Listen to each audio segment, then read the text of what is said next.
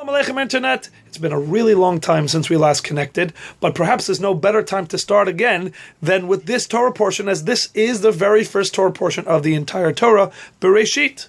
And it begins with the monumental recounting of the 6 days of creation and the 7th day of Shabbat.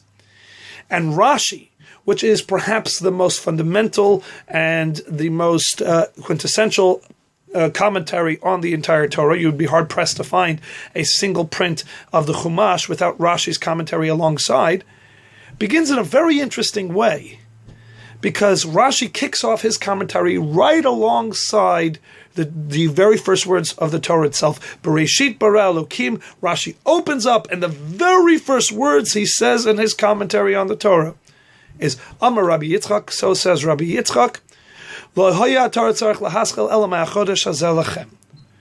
Torah did not need to start at this point.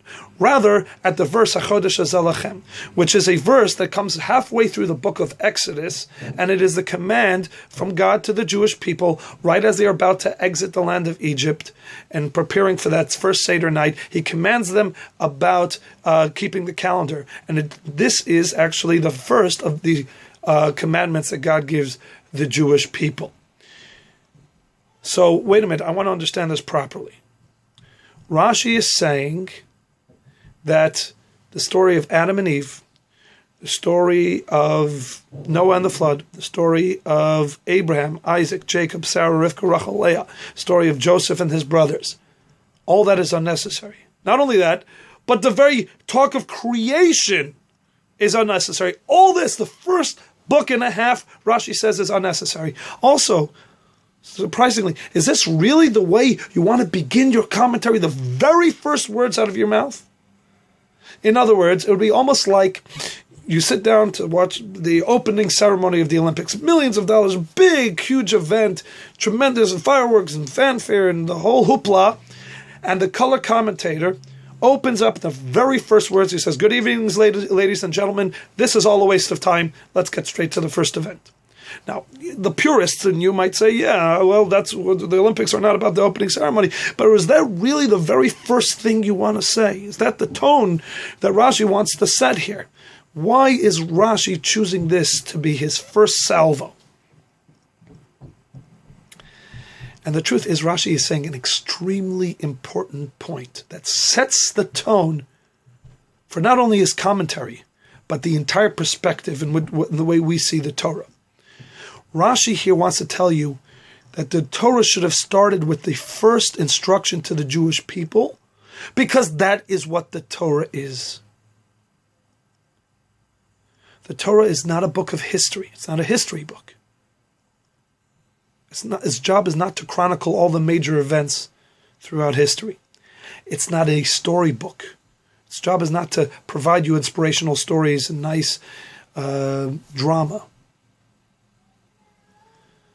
The Torah is from the word hora'ah. It's instruction. When the Torah shares something, it's because it has an instruction, an eternal message and lesson and guidance for each and every one of us. And perhaps more importantly, Rashi is not only telling you the nature of the Torah, Rashi's challenging you and the nature of the Torah reader. In other words, how is it that you approach the Torah? Do you see the Torah as a book of history, and therefore your responsibility is to commit the lessons to memory, to the knowledge and the information to memory? Do you see it as a storybook? And then your responsibility is to know the stories, pass the stories down, maybe draw some inspiration from them, etc., etc. Rashi is telling you, no, that's not what your responsibility is. What you're holding in your hand is an instruction manual. Your responsibility upon reading what the Torah has to say is to act, to follow through with the guidance and the instructions that you find in the daily Torah portion or the weekly Torah portion.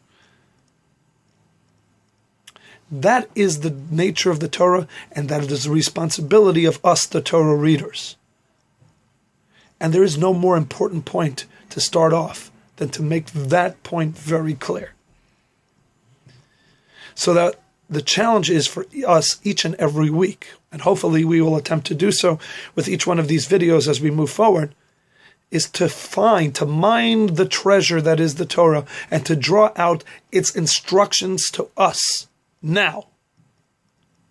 Not its inspirational stories, not its historical significance, but its eternal, relevant, clear instruction for us now this year. So I hope you will journey with us.